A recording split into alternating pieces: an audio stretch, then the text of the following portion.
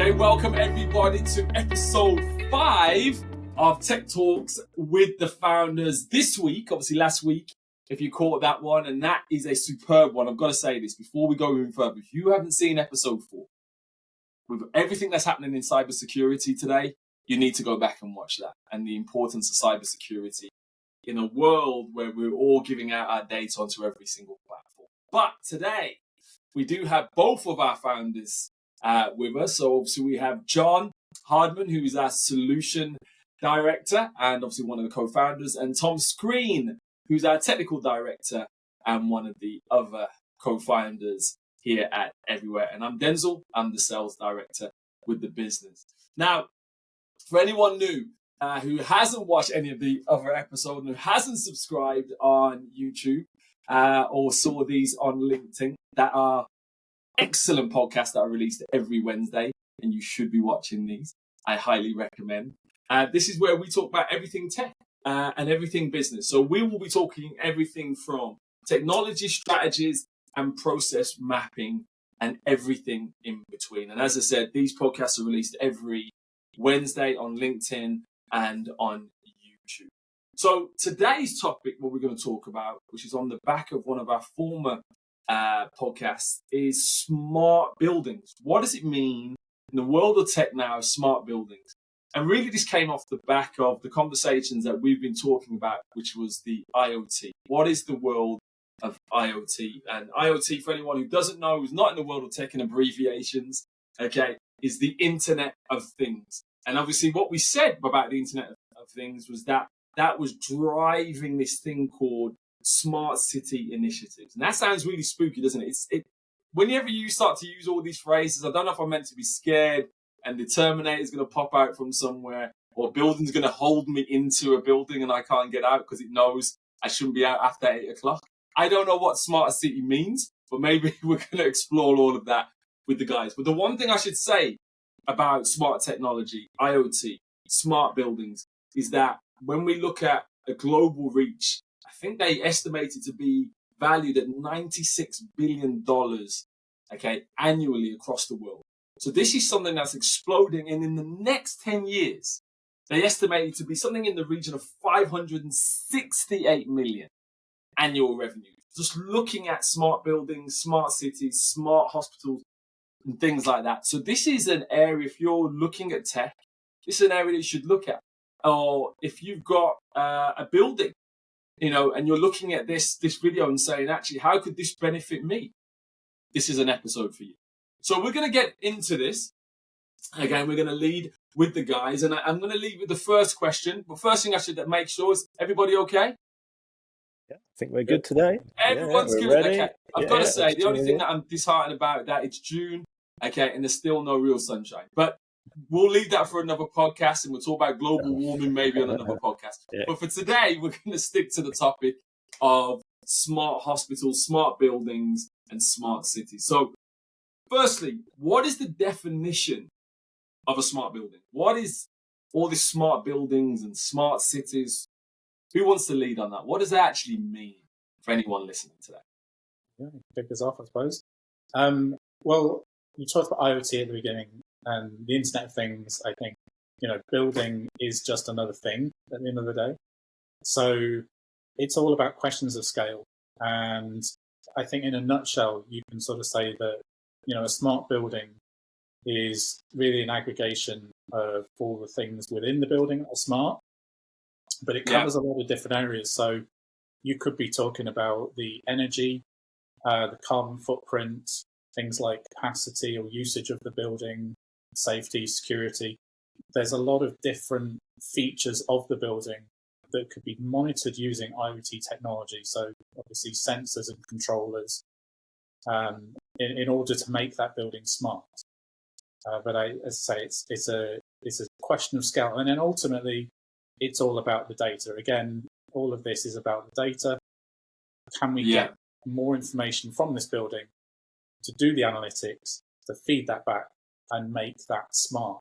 And it's, it is about efficiency, but it's also, things like, can the building be used better? Can it be more energy efficient? But it is also about increasingly more about experience. So for people, More about experience, you said, yeah? yeah. So think of other things like can we use smart technology to improve the air quality in buildings? What about lighting or environment, safety, or even going as far to say, can you personalize your experience as you're walking into a building? So there's a lot under the smart building umbrella, as always happens with these terms. Oh my gosh, that's incredible. So, John, anything you want to add to that? Yeah, in terms I of the see it definition? in two different ways. I see it. It's a digitally connected physical space, so sensors and all that kind of thing in a building. But then there's the focus on the outcome. So what is it we're trying to measure? And that's the important part for smart buildings. Is it the patient going into the hospital and making sure the equipment's there when they need it? Is it about monitoring that fridge? So it's all those sort of things. And as Tom said, it's a big term, umbrella term for lots of sensors collecting data, and then we're all doing smart things with it, really. So here's a crazy thing, isn't it? When we look at progression in the age of technology, before a building, it was, how it looked, and we had sleeker buildings and, how can we get a building up in a cheaper way, basically. So we went from brick to glass, and things like now it's not that. Now it's actually, is this building even smart? How are we grading this building, which is just, I think, is incredible. So what do you think of the, we talked about IoT being one of the reasons for smart buildings, but do you think there's any other driving initiatives behind having a smart building? Yeah, I think the reducing energy consumption is a big one.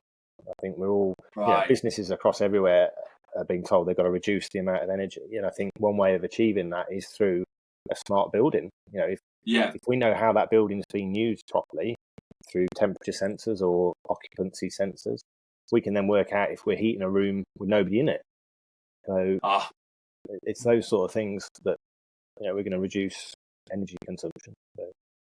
Right, so because obviously everyone's talking about net zero, right? That's you hear this term net zero, and everyone's trying to aim to get to net zero. So what you're saying is one of the driving forces behind smart buildings, and obviously be one of many, but one of the driving ones is everyone getting to net zero, but able to be able to quantify that with data.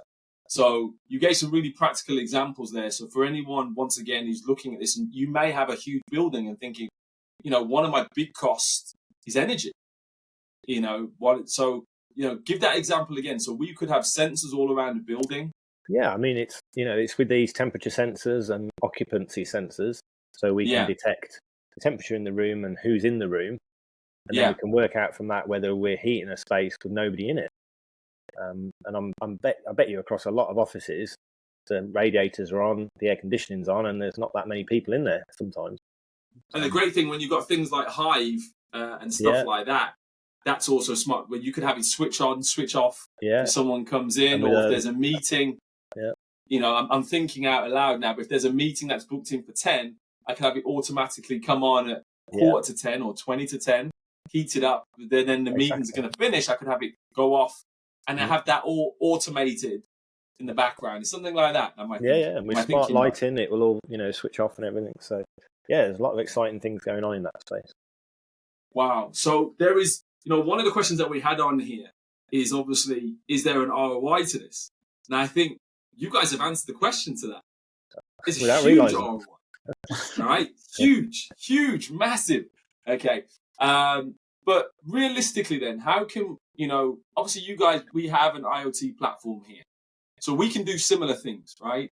But is there truly a cost of ROI on that, do you believe? So someone's looking at this and going, brilliant, okay, a smart building. Maybe I could be a law firm. Let's give an example, okay? So you may be watching this and you're a partner in a firm. You've got, I don't know, so many offices and, 100 people in there. And you're thinking, hold on, could we save money on our energy bills here? Could we, do some other things? Is there truly an ROI on this? Or is just this another, great thing that people are talking about to make us all excited about tech? What are your thoughts?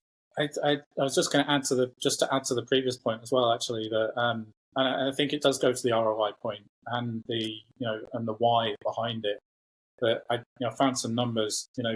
55% of the global population lives in urban centres today, and that's projected to be over 70% by 2050.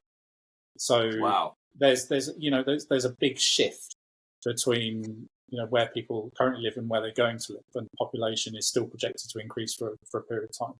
So there's and that goes to 75% of global natural resources are consumed within cities. 80% of global energy is consumed within cities, and cities produce 75% of global carbon. So when you look at, I think the why, and certainly the driving force for smart buildings is because when smart buildings get put together and you can have smart grids and smart cities, and certainly energy, we can talk about microgrids. Oh. So there's the ROI, as well as, I suppose, being from an investment perspective.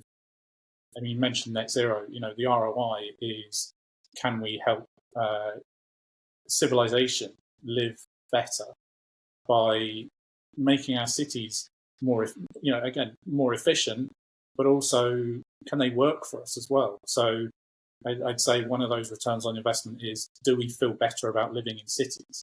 And we know, for example, I mean, you only have to go back to COVID, when people were stuck inside the cities with nowhere to go and nothing to do. So if we can use the spaces within buildings more intelligently, within cities more intelligently, then I think that will help. That will probably help with the ROI question, but probably maybe not from a financial, or different from a financial perspective, but certainly from an experience perspective. So we've got two. You've got the immediate impact when we talk about fossil fuels and the cost of your energy bills as an example, but then also the larger impact globally of how everyone can make an impact on that ROI. So let's say, for instance, then the last question around this. So let's say, for instance, I've got a building now, and I'm like, okay, I'm liking the idea of having a smart building and what that could encompass. How do I know the full complexities of what this could do? Can you guys help with that? Is that something that, going back to that analogy, I've got a law firm, I've got a practice, I like the idea of this. I'm surfing on LinkedIn. I come across this podcast, or I'm on YouTube, and I'm like, I like the idea of this. I want to embrace, be more efficient, especially when it comes to our building, which is going to be one of their largest costs outside of their employees. Yeah. Can you guys help with that? Can you help an organization look at how to become a smart building? Absolutely. What does that look like? Yeah, I mean, we've got access to a wide range of different sensors that can do all sorts of monitoring, and typically it would start with a review of the building and what you're trying to achieve. Just thinking with some of our NHS customers, where we've helped them monitor roofing space, occupancy in a corridor has come up a few times. It starts off small, and then we can see how far you want to go with it, really. To expand that. Well, we you guys were brilliant, because obviously you talked about there's lighting, there's heating, there's occupancy, and that's just the start, right? That's just the start. So, real powerful stuff. So, as you said, this wasn't a huge deep dive into the world of smart buildings, smart hospitals, smart cities. I'm looking forward to a smart city. But it's to really just get a general overview. But if you do want us to go into a deeper dive into this, or you'd like to know more information, John, especially as our solution director, be more than happy to sit with anyone who watching this. And if you wanted to get half an hour, video conference call, say, actually, how could we help? How could we do this? Or you just generally want to know a little bit more, let us know. These podcasts, these videos are really built around, trying to educate us all on tech, because it's moving at such a fast pace. Okay, sometimes you can get left behind. We don't want you to get left behind in the world of tech. We want you to embrace that. So was there anything else you guys want to add before we start to close off, just in that, or do you think we've covered that fairly well? Oh, I don't think, from my point of view, it's all done. For now. So John's good. Tom, anything else you'd like to add? I'm sure. I think, like you say, it's a lot of these topics we can scratch the surface in these chats, but there's always a lot more to it, and we didn't even get to talk about sensors being embedded into poured concrete these days. So, oh my goodness, yeah, the sky's the limit. The sky is the limit. And even then, innovation is moving at such a fast pace. So it's really exciting, really exciting. So once again, look, these are short, 10 to 15 minute videos that we wanted to just talk about some of the things that we're looking at and some of the things that we're just discussing internally, some of the areas where we're moving into. So we're already starting to help hospitals become smarter in terms of how they operate. And there's a lot more that we can do. So, there's more we're exploring as innovation continues to adapt. But if you want to know more, let us know, as we said. But once again, if you like this video, like it, especially if you're on YouTube and on LinkedIn. Subscribe to the channel so you never miss these videos that come out every Wednesday. But also, if there's something that you want to know about, starting a tech business, the world of tech, where is tech going, new innovations, if there's questions that you'd like to put to the founders around tech, around business processing, send us a message and we'll be happy to record the next video on that. But thank you once again, John and Tom, who are incredibly busy. So thank you for giving us this time, and we hope to see everybody again next Wednesday. Thank you all. See you soon.